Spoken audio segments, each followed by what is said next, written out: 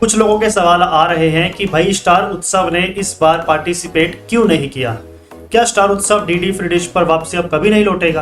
क्योंकि अभी हाल ही में अगर हम इकोनॉमिक टाइम्स की रिपोर्ट को देखें या और कुछ शेष वेबसाइट्स की रिपोर्ट को देखें तो उन्होंने यहाँ पर यह बताया है कि बड़े ब्रॉडकास्टर के तमाम चैनलों ने इस बार पार्टिसिपेट किया और स्लॉट जीत लिया। लेकिन अगर हम इन चैनलों में देखें तो स्टार उत्सव का नाम अभी तक देखने को नहीं मिला है। तो आखिर इसके पीछे क्या वजह है कि स्टार उत्सव ने हिस्सा नहीं लिया, और क्या आएगा भी आगे चलकर? क्योंकि अभी तो ई ऑप्शन चल रही है, खत्म तो नहीं हुई। क्या आगे चलकर ये पार्टिसिपेट करेगा या नहीं करेगा, और अगर करेगा तो क्यों करेगा, और नहीं करेगा तो क्यों नहीं करेगा? जो भी रीजन है इसके बारे में हमें इंफॉर्मेशन दीजिए। तो चलिए इसके बारे में हम अच्छे से डिस्कस करेंगे, बात करेंगे।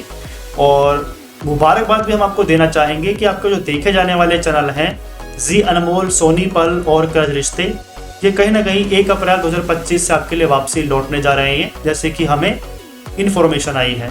बाकी जब प्रसार भारती ऑफिशियल रिजल्ट्स की लिस्ट डिक्लेयर करेगा तो आपको पता चल ही जाएगा। चैनल पहली बार आए हो तो सब्सक्राइब करो, बेल आइकन को प्रेस कीजिएगा ताकि नोटिफिकेशन हमारी वीडियोस के आपको आगे भी मिले। तो रिपोर्ट्स में देखें तो जी अनमोल, सोनी पल, कर्ज रिश्ते और सन नियो तो फाइनल हो गए हैं, जिन्होंने कहीं ना कहीं स्लॉट सक्सेसफुली यहाँ पर जीत लिया है। लेकिन इसमें स्टार उत्सव का नाम देखने को नहीं मिला है। तो आखिर स्टार उत्सव की कितनी हम उम्मीद कर सकते हैं कि वो करेगा या नहीं करेगा? तो बताना चाहूँगा, देखिए अगर स्टार उत्सव ने आना होता तो वो इन्हीं चैनलों के साथ कहीं ना कहीं पार्टिसिपेट कर लिया होता, जहाँ तक मुझे लगता है। ये मेरा एक अपना ओपिनियन है, मेरे पास अभी कोई फाइनल इन्फॉर्मेशन तो नहीं है, लेकिन मैं आपको ये कन्फर्म करना चाहूँगा कि अगर स्टार उत्सव ने आना होता तो मेरे ख्याल से ये जी अनमोल, सोनी पल और कर्ज रिश्ते के साथ ही पार्टिसिपेट कर लेता। दूसरी बात है, आज के समय में रिलायंस जियो और डिज्नी स्टार इंडिया अलग नहीं है। अब ये जियो स्टार यानी रिलायंस जियो वाले और डिज्नी स्टार वाले एक ब्रॉडकास्टर बन गए हैं। अब ये जियो स्टार की आइडेंटिटी हो गया है। तो कहीं ना कहीं अगर स्टार उत्सव ने लॉन्च होना ही होता तो वो एक स्लॉट के लिए कर्ज रिश्ते को ना जिताते, बल्कि स्टार उत्सव को भी साथ ही में जिता देते। क्योंकि वो अलग अलग चैनलों को पार्टिसिपेट क्यों करवाएंगे?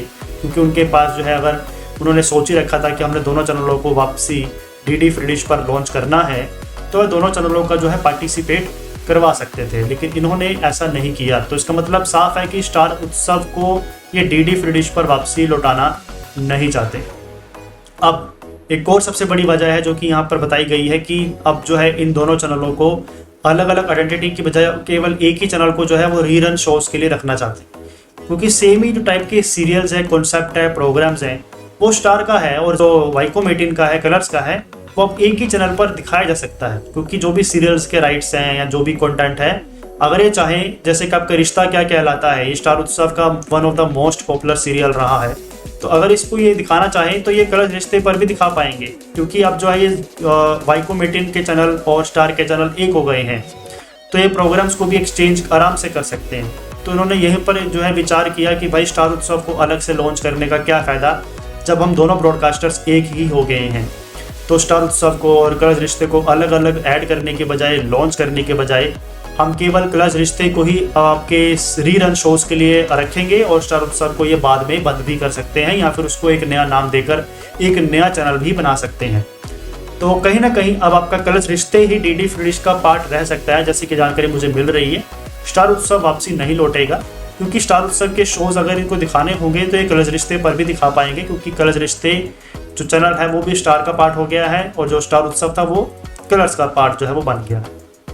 तो कहीं ना कहीं अब इनको अलग अलग सेपरेट चैनल्स लॉन्च करने की जरूरत नहीं पड़ेगी। पहले ये अलग अलग ब्रॉडकास्टर के हुआ करते थे, इसलिए ये चैनल जो है वो अलग अलग आते थे, लेकिन अब ये ब्रॉडकास्टर एक हो गए हैं, तो इसलिए उन्होंने सोचा है कि भाई स्टार उत्सव को छोड़ो, सिर्फ कर्ज रिश्ते को ऐड करो। अगर हमें कुछ स्टार उत्सव का सीरियल दिखाना भी होगा तो हम कर्ज रिश्ते पर चला देंगे, टेलीकास्ट कर देंगे, उसमें कोई दिक्कत नहीं है।